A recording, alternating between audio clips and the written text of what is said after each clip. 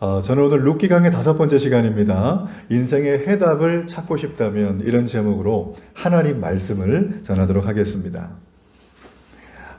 기독교가 낳은 굉장히 유명하고 훌륭하고 존경하는 신학자이자 초대 교부였던 사도가 있습니다. 1600년 전의 사람인데 이름은 성 어거스틴입니다. 이분은 많은 얘기를 했지만 특별히 지금 후세대에 있는 사람들도 이분이 썼던 고백록, 하나님의 도성 이런 책을 여전히 많은 사람들이 탐독을 하고 신앙이 없는 사람들도 인문학적인 관점에서 이 책을 읽고 글을 쓰는 일들을 계속 하고 있어요.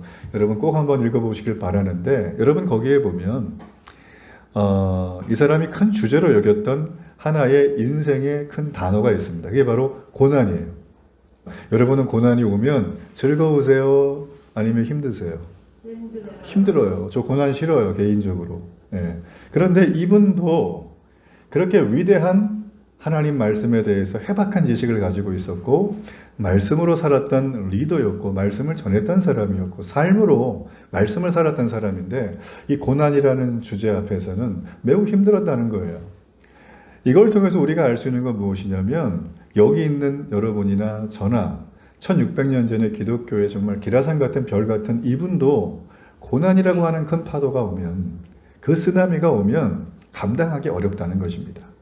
그래서 이분은 이 고난에 대해서 많은 말을 했지만 그 중에 한 명문장을 제가 소개해 드립니다. 고난은 자수를 놓는 것과 같다. 여러분 자수 아시죠? 이 자수가 아니고 이거 이쁜 거. 여러분 자수의 앞면은 매우 아름답습니다. 하나의 작품이죠. 그러나 자수의 뒷면을 보셨습니까? 지저분합니다. 뭔가 정리를 빨리 해줘야 될 것 같아요. 복잡합니다.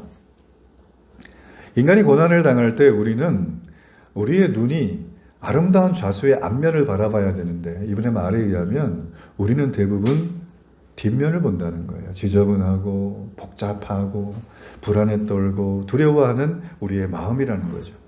하지만 우리가 하나님을 신뢰하는 눈을 가지게 되면 하나님이 우리의 인생의 눈을 자수의 뒷면이 아니라 자수의 앞면을 보도록 이끌어 가시는 삶을 한다는 거예요. 그래서 그리스도인의 삶은 해답과 좋은 답을 찾아다니는 게 아니라 하나님을 신뢰하며 사는 삶이다.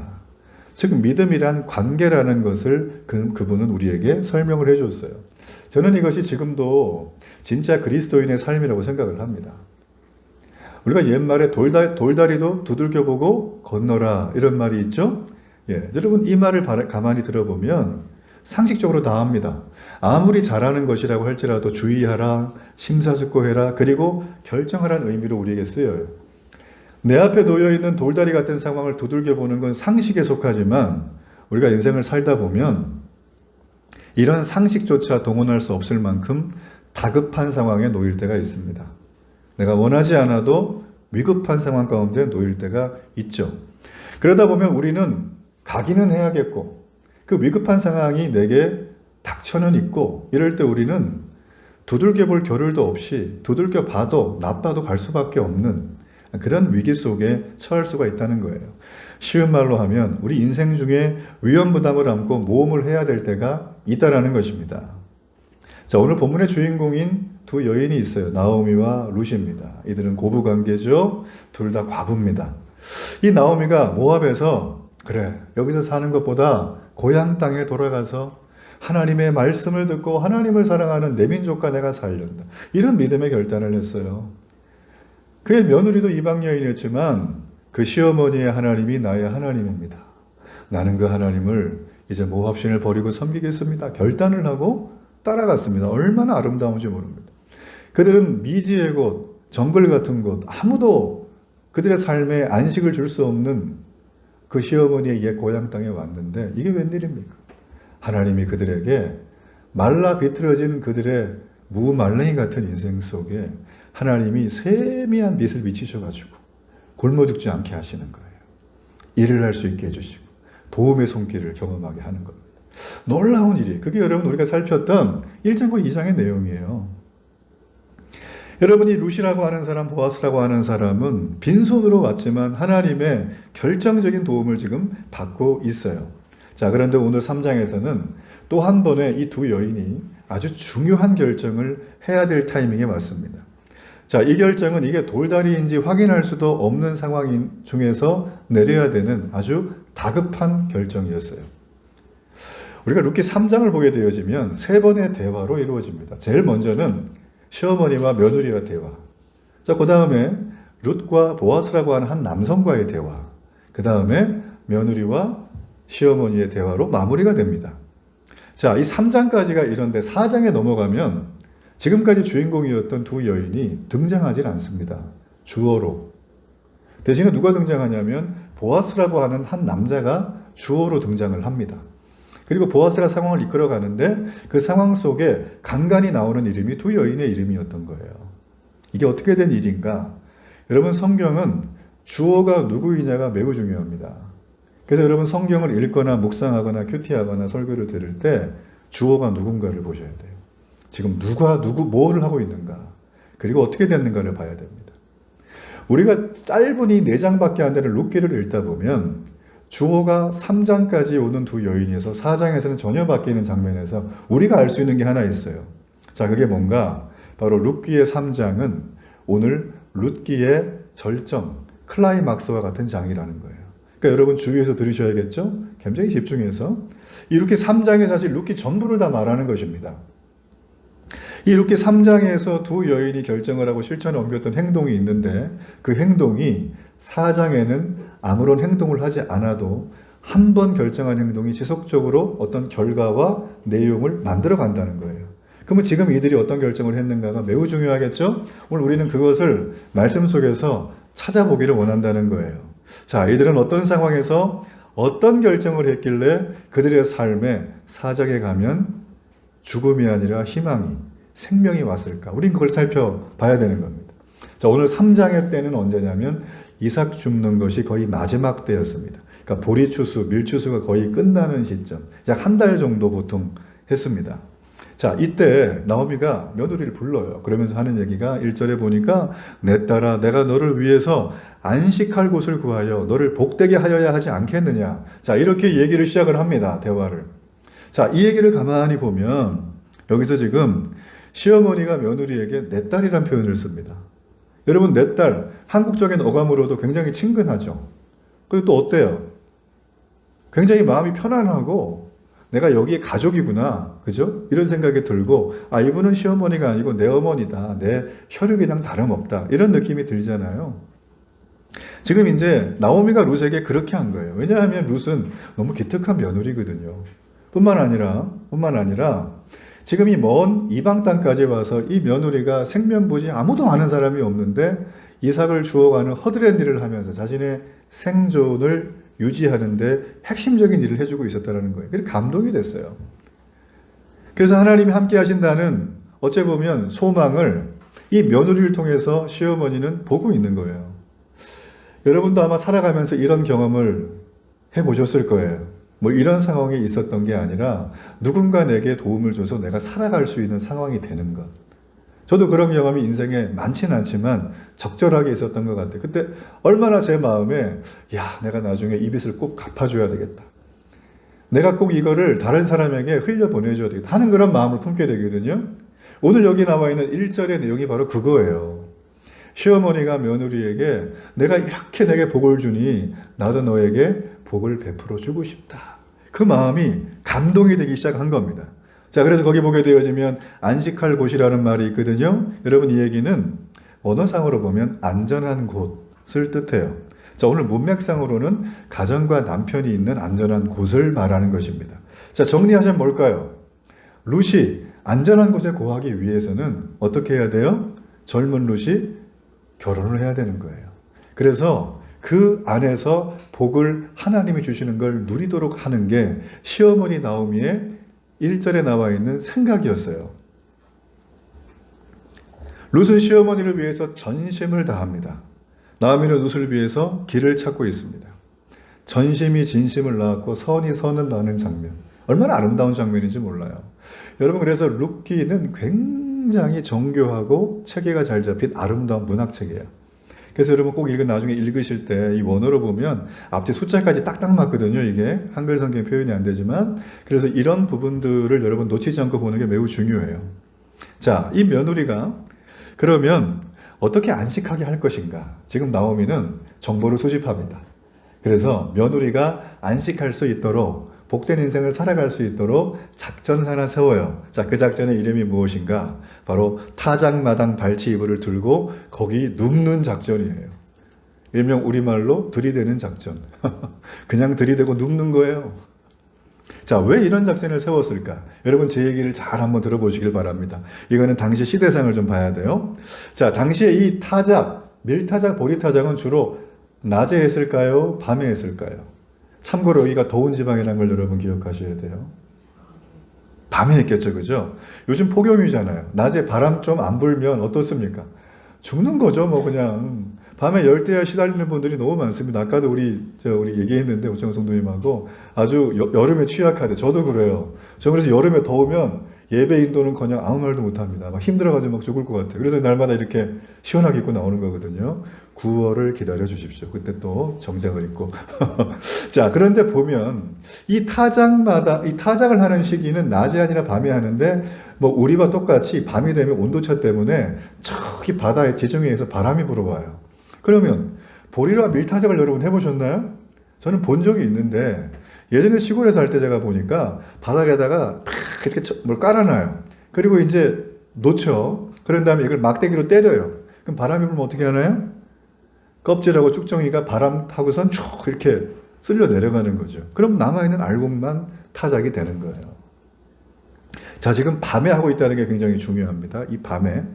자, 이렇게 밤에 타작을 하게 되면 온 마을 사람들이 그때는 밤에 일을 하다 보니까 일찍 일어나는 것보다는 좀 낮엔 좀 자고 밤에 이제 일을 하죠. 그러면 타작 끝나면 되게 시장합니다. 밥을 먹어요. 또 먹고 마시고 합니다. 즐거운 기분이 돼요. 자, 지금 바로 이때를 나오미가 떠올리고 있는 거예요. 자, 그러면서 이제 그 다음 행동들 잠깐 보세요. 자, 이렇게 타작을 하고 나서 너무나 기분이 좋으면 먹고 마시고 나면 일꾼들이 집에를 안 갑니다. 멀기도 하니까. 그래서 그 옆에서 이 텐트를 쳐놓고 자요. 보통 그래요. 근데 보아스라는 사람도 밭의 주인이니까 이날을 그냥 넘기진 않을 거예요. 함께 왔습니다. 타작을 다 봤죠? 그럼 이 사람은 일꾼이랑 자지는 않고 옆에다가 다른 좀 조그만 거처를 만들었겠죠? 타작 어디다, 그죠? 아마 타작 무더기 옆에다가 자기가 누울 자리를 만들었을 것이다. 나오미의 생각이 거기까지 미친 거예요. 그래서 나오미는 기회는 이때다. 기회는 이때다. 아주 너무나 젊은 우리 며느리, 너무나 기특하고 사랑스러운 내 딸 같은 이 며느리가 그의 인생의 반전을 일으킬 수 있는 기회는 바로 이때라고 나오미는 생각을 했습니다. 그래서 이 기회를 잡기 위해서 며느리를 불러요. 그러면서 하는 얘기가 목욕을 하고 기름을 바르라. 그래서 기름은 향수를 바르는 거예요, 당시에. 굉장히 귀중한 거죠. 그리고 예복을 입으래요. 이게 뭐냐면 결혼할 옷을 입으라는 건데, 결혼할 때 의복을 입으라는 건데, 결혼 예복처럼 굉장히 좋은, 너무나 깔끔하고 여성스러운 옷을 입으라는 거예요. 자, 그러면서 사람들의 눈에 띄지 않게 가가지고 보아스가 지금 타작마당에 있는 걸 확인하고, 보아스가 타작마당에서 나중에 어디에서 누워서 잘지 그 자리까지 미리 다 확인하라는 거예요. 이게 무슨 뭐 007 영화도 아니고 첩보 영화도 아니고 이걸 어떻게 다 봤나 모르겠지만 아무튼 간에 그걸 다 한 다음에 저녁이 돼서 타작이 끝나고 보아스가 이제 모든 일을 다 마치고 기분 좋게 누워 잠을 잘 때 너는 보아스 옆에 가서 그가 덮고 있는 이불, 발치 이불을 살짝 들고 거기 가서 발끝에 누우라는 거예요. 그러면 보아스가 너한테 네가 해야 될 일을 다 말해줄 거니까 너는 아무 걱정도 하지 말라는 것입니다. 자, 룻기가 문학작품이라 그랬습니다. 히브리 문학입니다. 히브리 문학에서 몇 가지 비유가 등장하는데 그 중에 하나가 발이라는 비유예요. 이 발이라는 건 당시의 히브리인들의 성생활에 대한 완곡한 표현입니다. 발. 그래서 발치 이불을 들고 라는 이 말을 우리가 읽을 때는 독자인 우리들이 어떤 생각을 할 수 있냐면 그날 밤 둘 사이에서 어떤 일이 벌어질 수 있겠구나 라고 하는 생각을 우리가 할 수가 있습니다. 상상을 할 수가 있죠. 목욕을 해라, 기름을 향수를 바르라, 의복을 입어라, 이불을 들고 들어가라. 여러분, 우리는 이 표현을 보면서 이성을 유혹하는 것으로 이해해서는 절대 안 됩니다. 그렇게 봐서는 안 돼. 그건 우리 시대, 지금 21세기의 관점이에요. 이게 지금 여러분 언제인지는 벌써 한 2000년 전 얘기니까, 그죠? 그때 시대로 봐야 돼요. 거의 3000년 전 얘기잖아요? 여러분, 여기서 목욕하고 기름을 바르고 의복을 입으라는 건 자신을 깨끗하게 단장할 시간을 주는 거예요. 시어머니가 며느리에게. 왜냐하면 지금 한 달간 뭐 했습니까? 이삭 주었잖아요. 중노동에 시달렸단 말이에요. 이 젊은 여인이. 그러니 뭐 거울 한번 볼 시간이 있었겠어요? 마스카라 올릴 시간이 있었겠어요? 아무것도 없어요. 그냥 일어나면 하루 종일 열몇 시간 일하고 밥 해 먹고 자는 거예요. 그리고 또 나가는 거예요. 이거를 한 달 내내 한 거니까 눈치 보면서. 그러니 룻도 굉장히 피부도 많이 상했겠죠. 이 시어머니의 따뜻한 배려입니다.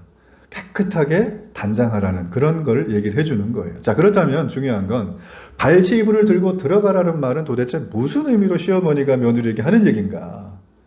이걸 하는 거예요. 이게 핵심이에요. 자, 저를 한번 따라해 주세요. 프로포즈. 청혼을 하는 거예요. 청혼. 당시에 청혼하는 풍습 중에 하나입니다. 이게. 당신의 옷자락을 펴서 나를 덮어주세요. 그 얘기는 내가 당신의 아내가 되고 싶습니다. 라는 뜻이에요. 굉장히 지금 보면 요즘 사람들에게는 그냥 말로 하지 왜 그렇게 행동을 자꾸 해 그럴 수도 있지만 당시의 어떤 문화적인 그죠 배경으로 볼 때 가부장적인 문화로 볼 때 굉장히 이건 좀 어떻게 보면 문학적으로 아름다운 모습이 아닌가 여성을 배려한 모습이 아닌가 그런 생각을 저는 좀 하게 됩니다. 여러분 그러니 앞에서 뭐 발치입을 들고 들어간다 이상한 쪽으로 생각하는 거는 그건 아닙니다. 그건 금물이에요. 성경 그런 말을 하지 않습니다. 자, 당시 여인으로서 먼저 남자에게 청혼을 한다는 그 얘기는 어째 보면 좀 위험 부담이 큰 거예요. 자, 그러나 나오미는 지금 며느리 인생의 반전을 해주기 위해서 위험 부담이 크지만 며느리에게 안식과 복을 가져다 줄 수 있는 유일한 돌파구가 바로 이거라고 생각을 했어요. 자, 그럼에도 불구하고 매우 위험한 발상을 지금 하고 있는 거예요. 자, 보아스가 그동안 룻에 대해서 굉장히 좋은 마음을 가지고 있었죠. 1장, 2장 볼 때 현명한 여인이고 참 시어머니를 잘 봉양하고 꾸밈이 없고 진솔한 여인 이렇게 생각을 하고 있었는데 갑자기 룻이 확 접근해가지고 밤에 잠자는데 자기도 모르게 그렇게 온다면 만에 하나 보아스가 불쾌한 반응을 보이면 어떻게 되겠어요? 관계가 힘들어지겠죠? 그러면 어떻게 됩니까? 이삭을 주었고 이렇게 했는데 이제 이것마저도 못하게 되는 거고 다음에 이어질 도움들은 더 이상 기대할 수가 없는 상황이 될 수도 있습니다. 아니 어쩌면 보아스가 남자라서 정욕에 이끌려서 하룻밤 동침을 할 수도 있는 거예요. 결혼하지 않았는데. 여러분 이런 상황이 올 수도 있는 거죠. 여러분 이런 상황, 이런 다급한 상황, 위급한 상황에 놓여 있는 게 지금 이 현장인데 잘 보면 전 이걸 보면서 너무 아이러니한 거 하나. 작전은 누가 짰어요? 시어머니. 실행은 누가 해요? 며느리가 하는 건데 며느리 우중은 하나도 없어요. 며느리 생각 하나도 안 들어본 거예요. 오직 누구 생각? 시어머니 생각, 시어머니 생각. 그러니까 롯이 작전에 문제가 많아요, 어머니 하면서 이걸 거부할 수도 있습니다. 근데 롯이 어떤 반응을 하나요? 5절에 보면 어머니 말씀대로 내가 다 행하겠대요. 기가 막힐 노릇입니다. 아니 도대체 이 젊은 여자가 왜 이런 얘기를 하는 건가? 저는 이 말씀을 보다가 그 생각을 했어요. 도대체 왜 이렇게 단호하고 철저한 순종의 자세를 보이는가? 룻은 어떻게 어째 보면 위험 부담이 너무나 있고 자기 인생의 큰 오점으로 남을 수도 있는 그런 일을 그냥 내가 하겠다고 말을 하는 것인가? 아니면 어떤 사람이 비인양거리면서 룻도 젊은 사람이니까 아마 지금 더 늦기 전에 결혼해서 인생을 한번 새롭게 살아보고 싶은 마음이 있었을까? 이렇게 던지는 학자들도 있더라고요. 저는 거기에 동의할 수 없어요. 여러분 이 질문에 대한 대답은 나중에 10절에 보면 보아스가 하는 대답 속에 다 들어가 있습니다. 보아스의 말을 통해서 우리가 확인할 수 있는 게 뭐가 있냐면 첫째 보아스는 나이가 많은 사람이었어요. 자, 그런데 당시 밭에 일을 할 때 룻과 함께 했던 소년들이라고 나오는데 소년들은 아마 룻과 비슷한 연령대의 남자들을 말했어요. 젊은 남자들이죠. 그러니까 젊은 남자들이 룻을 볼 때 얼마나 매력적이었겠어요. 뭐 나이가 젊은 게 아니라 그의 태도, 겸손한 진지함, 또 시어머니를 봉양하고자 하는 그런 효심 뭐 이런 것들을 아마 이 젊은 소년들이 다 알았을 거예요. 그러니까 저 여인이 내 아내가 되면 좋겠다 이런 생각을 안 가진 남자는 아마 없었을 겁니다. 보아스조차도 아마 그랬을 테니까. 자, 여러분 우리가 이것을 알 수 있다는 거예요. 자, 그러면 룻이 이런 위험 부담이 있는 모험이지만 도대체 왜 순종하겠다고 용기를 냈을까? 저는 거기에 대한 이유를 두 가지를 하나 들고 싶은데 첫 번째 뭐냐면 바로 룻은 시어머니에 대한 믿음이 있었다. 내 딸아 룻아 이렇게 말하는 시어머니잖아요. 그러니까 시어머니는 언제나 나를 위하고 나를 아끼는 분이라는 걸 그는 철석같이 믿고 있었어요. 그러니까 시어머니가 하는 계획은 반드시 내게 시어머니에게 좋은 결과를 줄 것이다. 이런 믿음. 또 하나는 시어머니에 대한 깊은 사랑이 있었어요. 생각을 해보십시오. 시어머니, 나이 많은 시어머니와 결별해도 아무도 손가락질을 안 합니다. 지금까지 한 것만 해도 그냥 효부상 받아야 되죠. 그런데 이 룻은 그 시어머니에 대해서 희생한다는 마음을 가진 게 아니라 그녀를 사랑해요, 정말. 이게 이제 필레오적인 사랑인데, 그죠? 그냥 우정을 넘은 사랑. 근데 그 시어머니를 내가 봉양하겠다. 그런 마음이 항상 있었어요. 그러니까 지금 자기가 젊으니까 젊은 남자하고 재혼해도 아무 문제가 없고 오히려 축복받을 일인데 그녀는 그 길을 가지 않아요. 대신에 어려운 길을 택하는 겁니다. 시어머니를 봉양하기 위해서. 더 중요한 건 성경적으로 말하면 시어머니의 무너진 가문을, 그 가족을 회복할 수 있는 방법을 따라 자기는 길을 가겠다는 거예요. 그러려면 어떻게 해야 되나요? 그 가문에 합당한 사람, 기업을 물을 자를 만나야 되고 그 사람과 결혼해야 되고 아이를 낳아야 되고 기업이 무너진 걸 다 회복시켜주는 길로 그녀는 가려고 하는 거예요. 전 이걸 보면서 참 아름답네요 하는 그 말로도 저는 부족하다고 봐요. 그렇잖아요?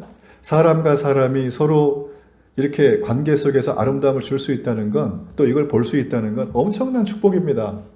하나님은 이런 관계를 하도록 우리를 창조하시고 만드셨어요. 전 여러분이 이런 삶을 살기를 주의 이름으로 축복합니다. 여러분, 그런데 가만히 보면 이 시어머니에게는 며느리가 자기가 살아가는데 필요한 유일한 수입원이었어요. 좀 아픈 마음이지만 유일한 수입원이었어요. 그렇죠? 이 며느리가 없으면 자기는 먼 이국 땅에 와서 이삭 줍기도 못할 정도니까 어떻게 살아갈 방법이 없습니다. 힘든 상황이지만 이 며느리의 봉양 덕분에 자기는 그래도 먹고 사는 게 큰 문제는 없고 또 며느리를 의지하면서 나름대로 이렇게 살 수가 있었던 상황이었어요. 여러분, 나오미는 자신의 편안함, 자신의 이로움, 이걸 충분히 누릴 수 있는 상황인데 그녀는 지금 그걸 마다하는 거예요. 그리고 작전을 세운 거예요. 그리고 이 계획대로 가면 내 며느리가 나를 떠날지라도 그 며느리의 인생이 복될 것이다. 서로 생각을 많이 하는 거예요. 시어머니는 며느리를 어떻게 하면 복되게 할까? 며느리는 시어머니를 어떻게 하면 더 복되게 할까? 서로 이런 생각 가운데서 서로 위험을 감수하고 서로에 대한 마음을 표현하고 아이디어를 짰던 거죠. 저는 이 장면을 통해서 오늘날 우리에게 필요한 두 가지가 분명히 새겨져 있다고 생각을 합니다. 제일 첫째는 믿음이에요. 그 사람에 대한 믿음이에요. 자, 그리고 또 하나, 믿음을 넘어 희생하는 사랑이에요. 믿음과 사랑, 여러분, 이것만이 위험 부담을 감수하면서 행동하게 할 수 있는 핵심적인 열쇠라는 것입니다. 그러니까 우리가 관계 속에서 늘 이 믿음과 사랑을 요구하잖아요. 어떤 관계 속에든지. 근데 이 관계, 내가 요구하는 기준에서 좀 못 미치면 우리가 힘들어집니다. 이게 적절하면 너무 나이스하고 좋은데 또 넘어가면 부담스럽고. 그러니까 여러분, 우리는 평생 이 믿음과 사랑의 굴레 안에 살아간다고 할 수가 있어요. 여러분, 일반 역사에도 이게 반복이 됩니다. 성경의 역사도 어째 보면 이 믿음과 사랑의 내용을 반복했던 역사라고 해도 과언이 아니라는 거예요. 전 여러분이 오늘 이 시어머니와 며느리의 관계 속에서 믿음과 사랑의 핵심적인 기준을 잡기를 주의로 축복합니다. 자, 우리가 하나 더 살펴야 될 건, 이제 룻은 시어머니의 지시대로 다 행합니다. 룻은 보아스가 이 곡식단 더미 저 끝에서 누워있는 걸 확인을 했어요. 그리고 은밀하게 가서 그의 이불을 이렇게 발치 이불을 들고 거기 가서 누웠어요. 룻은 누워 있었지만 그의 마음이 어땠을까요? 편했을까요? 잠도 못 잤을걸요. 막 가슴이 막 기관차 같이 막 그냥 아주 막 폭주했을 거예요. 막 혈관이 막 커지면서 눈이 잠도 누워가지고 막 숨도 막 아주 정리가 안 돼가지고 막 고르게 쉬지도 못하고 그런 상황 가운데 아마 누워 있었을 거예요. 생각을 해보세요. 외간 남자 발 밑에 혼자 누워 있다. 그것도 추수밭에 볏짚 옆에서 아무도 모르는 시간에. 여러분, 그러다가 문제가 생길 수도 있잖아요. 보아스가 잠을 자는데 뒤척입니다. 자기 발 밑에 뭔가 있는 걸 느꼈어요. 보아스가 깜짝 놀라가지고 일어났어요. 누구냐고 물어봅니다. 그랬더니 룻이 얘기를 하는 거예요. 당신의 여종 룻입니다. 자기를 낮추죠. 그러면서 보아스가 정신을 차려가지고 요종이라 그래서 뭐 불빛도 없으니까 막 이러고 있는 찰나에 뭔가 보아스가 한마디를 딱 하려고 하는데 이 여인이 이런 말을 하는 거예요. 당신의 옷자락으로 나를 덮어주세요. 여러분, 이 얘기는 굉장히 비유적이고 아름다운 얘기인데 결혼해 달라는 뜻이에요. 결혼해 달라. 참 로맨틱하죠? 드라마틱합니다. 근데 여러분, 이게 로맨틱한 것으로 끝나면 너무 좋은데 그렇지 않아요. 왜냐하면 뒤이어 나오는 롯의 말 때문인데, 롯이 어떤 말을 하냐면 이런 말을 합니다. 당신이 바로 기업을 물을 자입니다. 이 말을 풀면 이런 말이에요. 당신이 나와 결혼해서 우리 시어머니의 가정을 다시 회복시켜줄 기업을 물을 자입니다 라는 거예요. 이건 청혼이면서도 강력한 청탁이에요. 기업을 물은다. 이게 원어로 고엘이라고 하거든요. 여러분, 이게 이제 뭐 레위기도 나와 있고 한데 이걸 뭐 여러 가지 복잡한 내용이 있지만 하나로 정리하자면 기업을 물은다는 건 무너져 있는 한 집안을 다시 세워주는 역할을 하는 사람이란 뜻이에요. 그러니까 우리에게는 뭐예요? 완전 해결사. 그죠? 나를 회복할 존재. 이게 이제 고엘이라는 기업을 물을 자입니다. 자, 이렇게 말이 쉽지 실제로 이걸 부탁을 받고 해야 될 사람 같은 경우에는 첫째는 엄청난 비용이 들어갑니다. 엄청난 지불을 해야 되고요. 밭을 잃었거나 집을 잃었으면 이걸 대신 내가 돈 주고 갚아서 사와야 되는 거예요. 뿐만 아니라 친족을 잃었던 미망인이라면 그녀와 결혼해가지고 그녀에게 아들을 낳게 하고 그 무너져 있는 끊어질 법한 그 가문을 이어주는 역할까지 해야 되는 거예요. 대를 이어야 되는 거예요. 개인적으로 보면 엄청난 경제적인 손실이 옵니다. 뿐만 아니라 책임을 떠안아야 되는 거죠. 이 모든 수고를 수십 년간 했는데 결국에는 소유권도 자기한테 없어요. 자, 이거는 사실상 명분은 있지만 이득이 없는 거예요. 그래서 구약에 고엘을 만드신 하나님의 의도가 있어요. 그 고엘이 수많은 사람들, 특별히 어려움을 당하는 사람들에게 회복의 방편으로 만드셨는데 여러분, 구약 성경을 보면 고엘이 잘 시행이 됐을까요? 안 됐을까요? 잘 안 돼요. 이게 잘 안 돼요. 우리 여기만 봐도, 그죠? 여기만 봐도 알 수가 있습니다. 저는 아마 전 세계에서 이 오늘 본문을 묵상하다가 제가 재밌는 거 하나 발견했는데, 잠을 자다가 청혼을 받은 사람은 보아스가 유일할 것이다. 저는 그런 생각을 해요. 그것도 이게 뭐야? 그러면서 막 정신없이 강력한 청탁을 받았고 매우 부담스러운 청혼을 받았죠. 자, 일을 이렇게 벌여놨습니다. 지금 룻이 이제 수습을 해야 되잖아요. 그러면 이제 보아스가 대답을 해야 되는데, 자, 그의 대답이 우리 룻기 3장 10절에 등장을 합니다. 자, 우리 이 말씀을 함께 한번 읽어봅니다. 그가 이르되 내 딸아 여호와께서 내게 복 주시기를 원하노라. 내가 가난하건 부하건 젊은 자를 따르지 아니하였으니 내가 베푼 인애가 처음보다 나중이 더하도다. 자, 보아스의 대답을 보면 보아스는 룻의 마음을 단번에 읽었을까요? 못 읽었을까요? 단번에 읽은 거예요. 그러면서 떨고 있는 룻을 안심시키려고 먼저 어떻게 얘기를 합니까? 하나님께서 너에게 축복하기를 원하신다. 지금 그 얘기를 해주는 겁니다. 저는 이 보아스를 볼 때마다 너무 매력이 넘쳐가지고 거의 내 모습을 보는 것 같아요. 하여튼 이 보아스는 빈틈이 없어요. 늘 칭찬하고 겸손하고 상대를 높여주고 그러면서 자기의 마음에 불안함이 없고 자기의 에너지가 다 빨리는 그런 느낌을 전혀 못 받는 그런 사람이에요. 제가 참 볼 때마다 너무나 귀한데, 자, 이 보아스가 이런 얘기를 하면서 얘기를 했죠. 내가 가난하건 부하건 젊은 자를 따르지 않았으니 내게 베푼 은혜가 처음보다 나중이 더하다 그랬습니다. 자, 보아스가 말하는 인애는 원어로 헤세드란 말을 뜻입니다. 헤세드. 이 헤세드는 하나님이 우리를 돌보시는 사랑을 말할 때 주로 쓰는 단어예요. 그러니까 하나님이 우리를 무한하게 돌보시는 사랑이 바로 인애라는 단어인데, 지금 보아스가 네가 내게 하고 있는 것이 하나님이 볼 때 인애다. 그러니 하나님이 너에게 어떻게 인애를 베풀지 않겠느냐 하면서 축복을 대갚아 주는 거예요. 축복을 돌려주는 거예요. 여러분, 우리가 축복을 받으면 이렇게 축복을 되돌려 줘야 되는 것입니다. 자, 그러면 이 보아스가 말하고 있는 이 인애, 처음 인애와 나중 인애는 과연 어떤 것인가?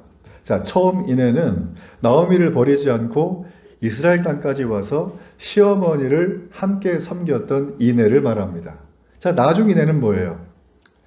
이 룻은 젊은 사람과 재혼할 수도 있었죠. 여러분 그렇지만 시어머니의 가문을 회복하겠다고 하는 구원의 결심, 하나님 말씀을 따른 말씀의 순종, 율법의 순종을 결심하고 가는 그 룻의 마음을 두 번째 인애라고 보신 겁니다. 자기는 나이가 많은 사람이거든요. 그럼에도 불구하고 룻이 자기와 결혼하겠다고 한 게 당신이 내게 베푼 두 번째 인애입니다. 지금 보아스는 그 얘기를 해주고 있는 거예요. 이어지는 보아스의 대답이 11절입니다. 자, 11절의 말씀 함께 한번 읽어봅니다. 그리고 이제 내 딸아 두려워하지 말라. 내가 내 말대로 내게 다 행하리라. 내가 현숙한 여자인 줄을 나의 성읍 백성이 다 아느니라. 여러분 보아스는 지금 룻이 무엇을 두려워하고 있는지 잘 알았어요. 그렇죠? 그래서 그 말을 다 위로해 줍니다. 자, 그리고 나서 현숙한 여인인 것을 나뿐만 아니라 온 동네 사람이 다 안다는 거예요. 자, 여기서 현숙한 여인. 여러분 이게 잠언 31장에 등장하는 말입니다. 잠언 32장 10절 이하에 보면 이 현숙한 여인에 대한 내용이 쭉 등장을 하는데 여러분 이게 정리하자면 이거예요. 현숙한 여인 그러니까 뭐 생각이 조용하고 또 얌전한 여인을 생각하지만 그렇지 않습니다. 성경이 말하는 현숙한 여인은 얌전한 여인이 아니라 매사에 능력 있는 여인이에요. 매사에 능력 있는 여장부입니다. 여러분 이게 남자한테 쓰일 때도 능력 있는 남자란 뜻이거든요. 사내 대장부란 뜻이에요. 이 여인이 힘이 세다는 게 아닙니다. 매사에 그녀는 분별하고 명확하게 행동하고 겸손히 행하며 나뿐만 아니라 집안을 잘 돌보고 함께하는 식솔들과 마을 사람들에게 덕을 끼치는 여인이에요. 그래서 현숙한 여인을 얻는 게 진주를 얻는 것보다 낫다고 잠언은 우리에게 말을 해주고 있는 거예요. 자, 가만히 생각을 해보면 지금 이 곡식을 추수하는 짧은 기간 동안에 지금 룻은 마을 사람들에게 그리고 보아스에게 어떤 평가를 받고 있어요? 현숙한 여인이다. 놀라운 겁니다. 놀라운 거예요. 이 여인은 열몇 시간 중노동에 시달렸던 여인이에요. 집에서 한가롭게 있던 여인이 아닙니다. 꾸미지도 못했던 여인인데 마을 사람들이 룻을 볼 때 현숙한 여인이라는 거예요. 그래서 이 사실을 통해서 우리가 알 수 있는 건 지금 보아스는 룻에게 대해서 하는 이 말들이 즉흥적인 거나 마음의 흑심을 가지고 하는 말이 전혀 아니라는 거예요. 다 진심이에요. 보아스는 내가 나쁜 의도로 나한테 접근한 것이 아니라는 걸 지금 표현해 주고 있는 것입니다. 그래서 두려워하지 말라는 거예요. 그 여인의 마음에. 내 청원, 내 청탁을 내가 전부 다 행할 테니까 걱정하지 말라고 지금 안심을 시켜주는 것입니다. 여러분 그래서 우리가 평소에 어떤 삶을 사느냐가 매우 중요해요. 사람은 하루아침에 바뀌지 않습니다. 사람은 자기가 하던 관성이 있기 때문에 이게 죄와 만나면 걷잡을 수 없는 여파를 만들어내요. 여러분 그러므로 작은 거 하나, 여러분의 성품, 여러분의 습관, 여러분의 태도, 행동, 말 모든 거 있죠. 영성까지 이걸 그냥 넘기지 마세요. 하나님은 우리에게 많은 일을 하라고 보내신 게 아니라 거룩하고 정결하게 살라고 보내셨어요. 하나님은 그런 자를 통해서 놀라운 일을 행하실 줄로 믿습니다. 자, 우리가 여기까지 보면서 끝내면 너무 좋은데 반절이 등장합니다. 12절에 보니까 놀라운 말을 해요. 보아스가 어떤 말을 하냐면 룻, 내가 얘기를 다 들었는데 내 말을 한번 들어보세요. 나는 지금 당장 당신의 청혼과 당신의 어려운 청탁을 반드시 내가 행할 텐데 서열상 나보다 기업 물을 자가 우선순위에 있는 사람이 한 사람이 있습니다. 내가 그 사람한테 물어보고 그 사람이 안 한다 그러면 내가 할게요. 이런 말을 하는 거예요.